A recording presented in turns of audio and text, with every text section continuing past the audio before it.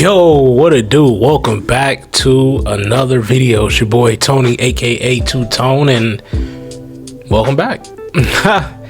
Welcome back, man. It's been a while since I posted a video. I've been posting shorts to keep the channel active. I've just been busy in my day-to-day life, but that's no excuse. Y'all ain't here for that. I just want to jump into it, man. What we doing today is something different, really something I haven't done on my channel. If you guys end up liking this, let me know by liking the video, commenting on it saying, yeah, we want to see more, and I'll give you more. But today, we're doing a match preview of Barcelona and Elche coming up this Sunday. For me, it's at 12:30. I know people all over the world, they got their own times, but middle of the day match, at least, again, where I'm at.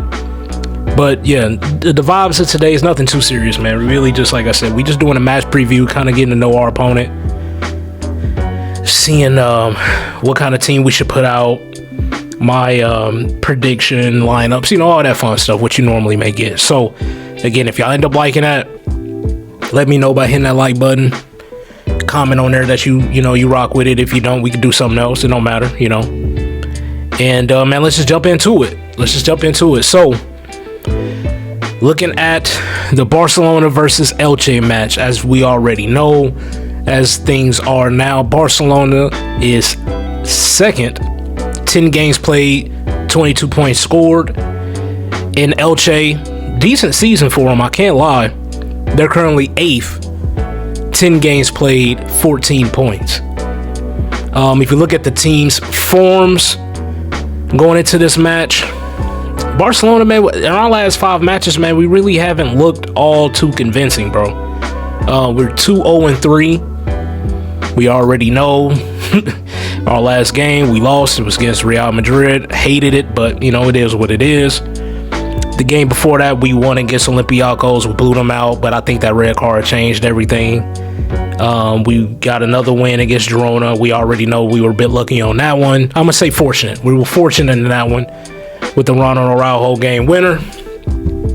And then the 2 games prior to that were Sevilla, got smashed 4-1.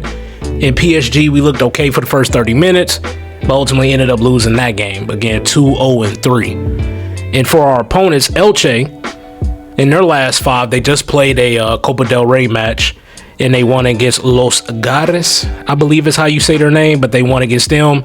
They lost against Espanyol, drew against Athletic Club, lost against Deportivo Alaves, and they won against Celta Vigo. So their last 5 is actually a little bit better than ours. In their last 5 games, they're 2-1-2. Now, obviously, the quality of the opponent is a lot different than what they've gone up against, but the point still stands. In their last 5 games, not by a lot, but just enough to where they turn one of them extra losses that we have, being 2-0-3. They turn one of them into a draw. So in the last 5, you can argue Elche has had they're in better form. Looking at our last couple matches, Barcelona is something that I didn't notice, bro. I guess it just kind of snuck up on me. We haven't kept a clean sheet in our last 7 matches. That is crazy, bro. Like, I understand with the high line and you're going to gift opportunities if teams are on side. It's not really a style conducive to keeping clean sheets. It's really trying to suffocate, press, and outscore your opponent. But damn, 7 straight matches without a clean sheet.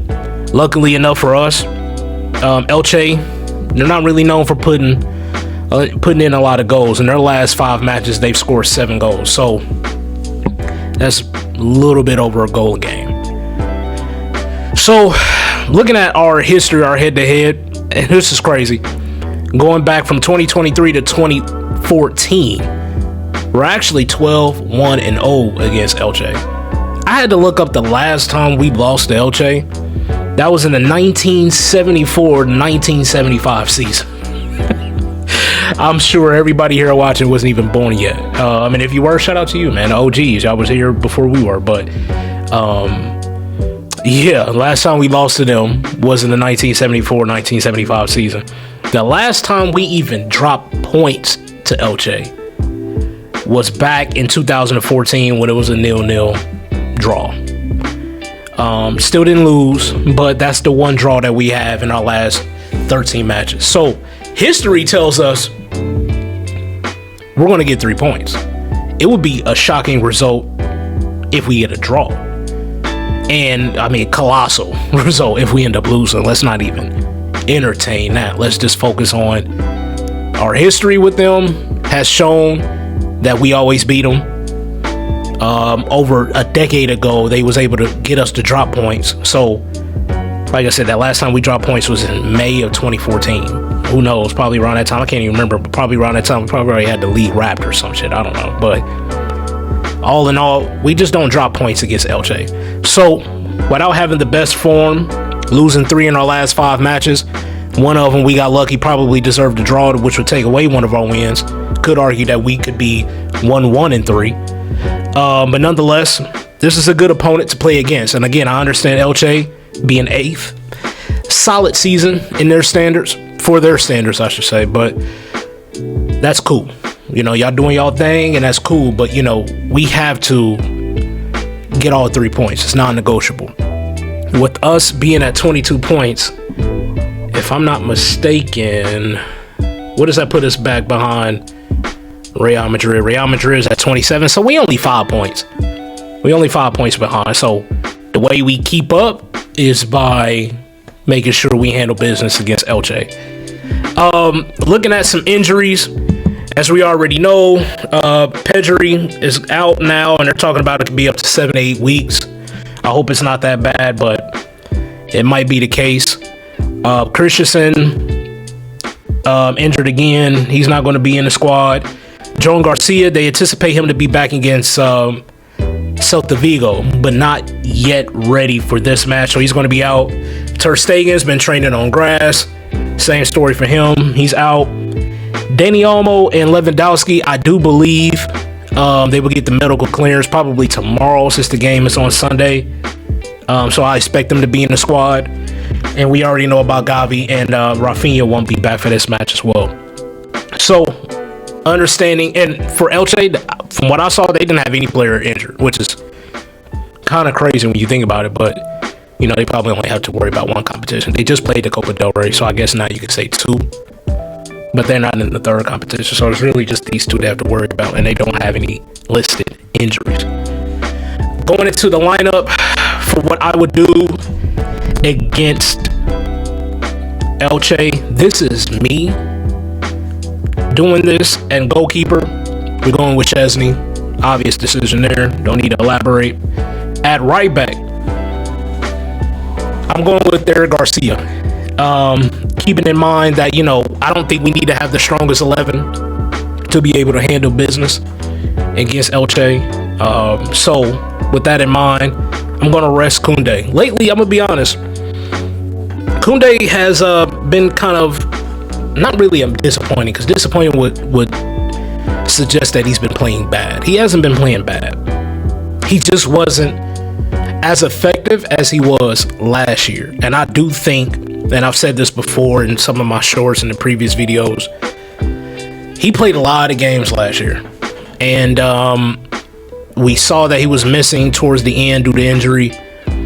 And I think it started to take a toll going into this year, because while he is available, he just don't look sharp enough to make those consistent overlapping runs, getting his assists, you know, every now and then having a shot. He just don't really look too involved going forward, and I think that's his heavy legs. So I will personally start Garcia at right back.